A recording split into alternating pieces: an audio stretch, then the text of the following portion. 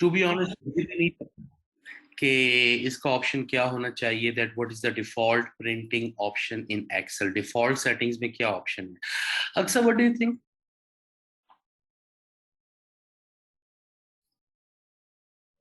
Sir पता नहीं। Okay, तो इसको जब पता करना होता है तो आप लोग क्या कर सकते हैं कि एक्सेल को आप लोग ओपन कर सकते हैं अपने लैपटॉप में और कंट्रोल+P दबा सकते हैं, तो ये आपको डायरेक्ट प्रिंट ऑप्शंस में ले जाएगा।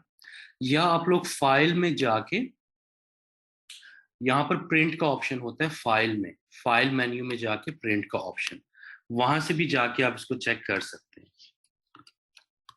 फाइल मेन्यू में जाके प्रिंट का ऑप्शन। ओके, तो इसको चेक कर लेते हैं। अब मैं कंट्रोल+P दबाता हूं। ये पॉपअप नजर आ रहा है आप लोगों को? जी सर। जी, यस। हाँ जी। तो यहाँ पर देखें, ये ऊपर लिखा हुआ है, मेरा तो मैकबुक है, ये थोड़ा सा डिफरेंट हो सकता है आपके विंडोज से, अगर आप विंडो यूज कर रही हैं। तो डिफॉल्ट सेटिंग्स यहाँ पे दी हुई है प्रेजेंट्स में। और पेपर साइज देखो, बाय डिफॉल्ट जो है A4 दिखाता है। यहाँ से मैं और पेपर साइजेस भी ले सकता हूँ, बट बाय डिफॉल्ट जो है वो A4 होता है हमेशा। और ओरिएंटेशन जो है उसमें डिफरेंट आप ले सकते हैं, पोर्ट्रेट, लैंडस्केप, बट ये बाय डिफॉल्ट जो है पोर्ट्रेट होता है। सो बाय डिफॉल्ट जो है दिस विल बी पोर्ट्रेट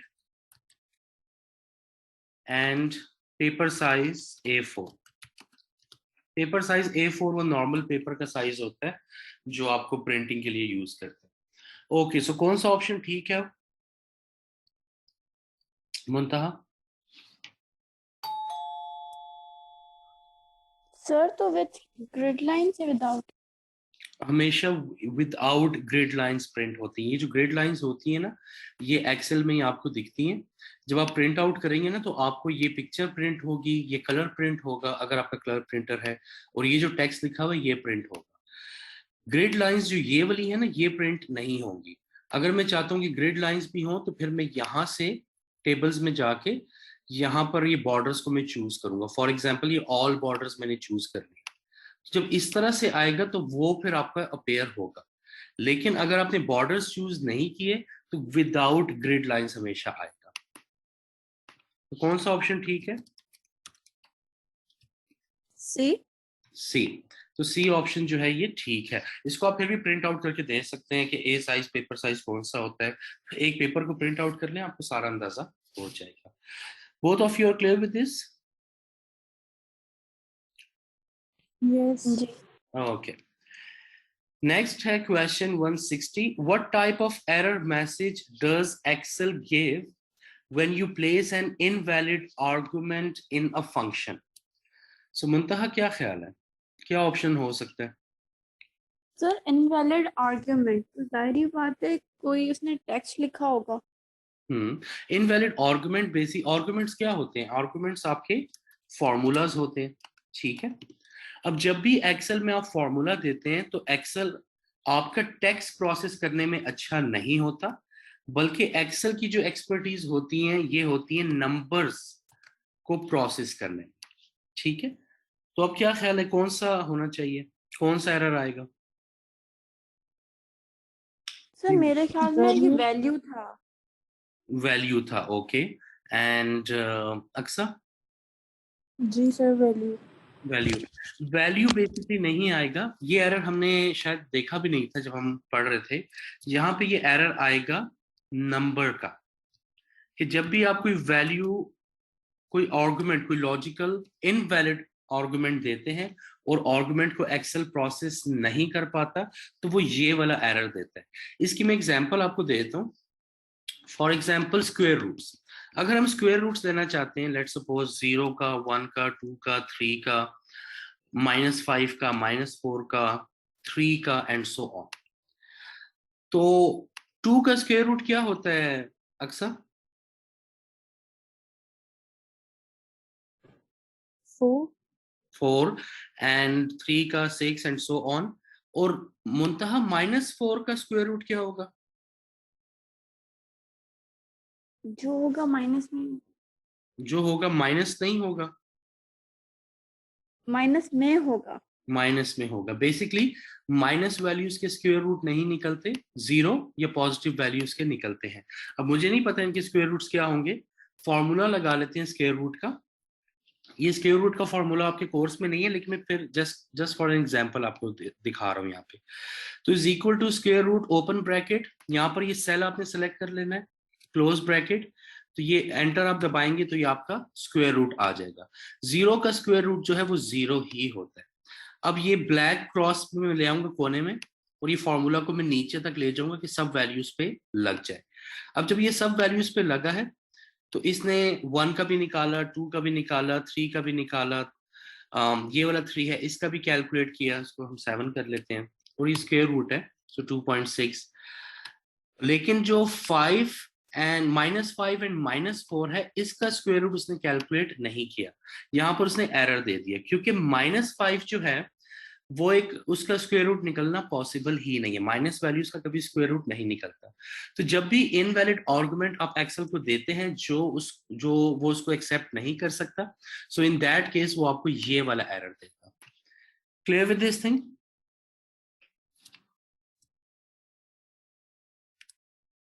जी मुंतहा?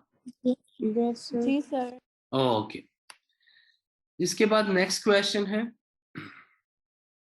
तो ये प्रिंट वाली लाइंस में हटा दूं।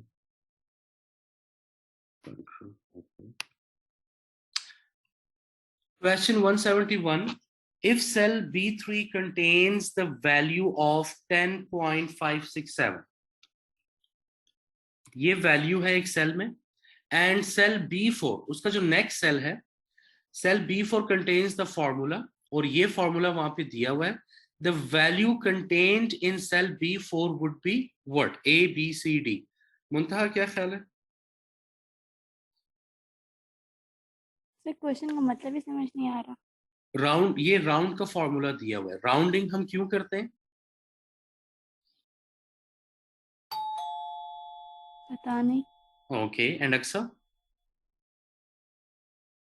सर होल नंबर के राउंड हम करते हैं तब जब कुछ डेसिमल प्लेसेस तक हमारी वैल्यू आ रही होती है और उसको हम राउंड ऑफ करना चाहते हैं, डेसिमल प्लेसेस को कम करना चाहते हैं, तो उसके लिए हम राउंड का फॉर्मूला यूज करते हैं। अब फॉर्मूला क्या है कि इज इक्वल टू राउंड, जो वैल्यू है B3 में, B3 में कौन सी वैल्यू है? 10.567, उसको राउंड करना है कितने प्लेसेस तक, कॉमा जितने प्लेसेस तक आपको चाहिए, तो वो 0 है। इसको हम लगा के भी देख लेते हैं, is equal to round open bracket, then जो वैल्यू है B3 में उसको हमने सेलेक्ट किया, कॉमा 0 ब्रैकेट क्लोज। अब एंटर दबाते हैं तो उसने राउंड ऑफ कर दिया 0 डेसिमल प्लेसेस तक, तो ऑप्शन हमारे पास क्या आ गया है? 11। So option A is the correct one. Clear with this thing?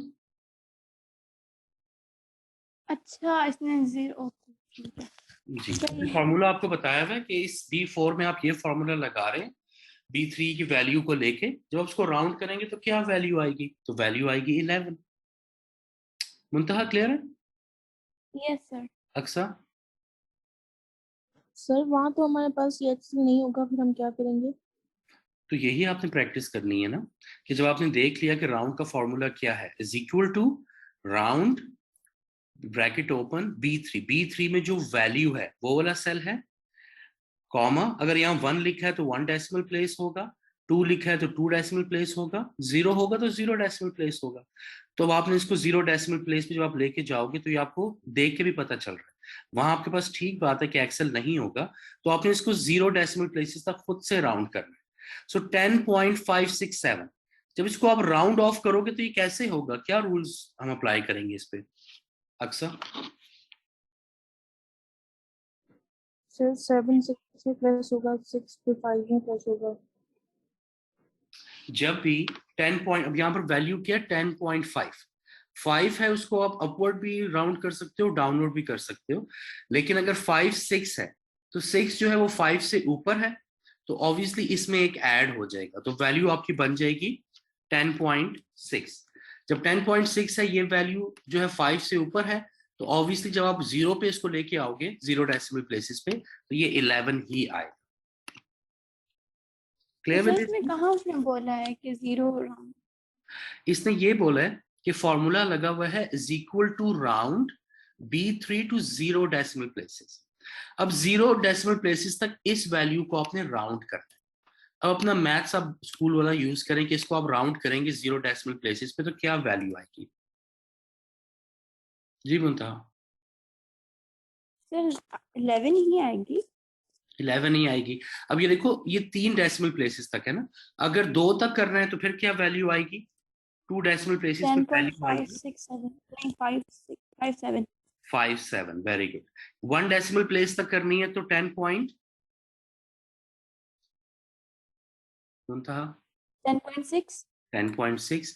0 decimal place तक करनी है तो 11 11। तो आंसर 11 आएगा। आपने ये फॉर्मूला देखना है कि फॉर्मूला में क्या दिया हुआ है। उन्होंने दिया हुआ है is equal to round cell value to 0 decimal place, तो 0 डेसिमल प्लेसेस पे तो 11 ही आ सकता है। Clear? Yes Aksa? Yes, sir.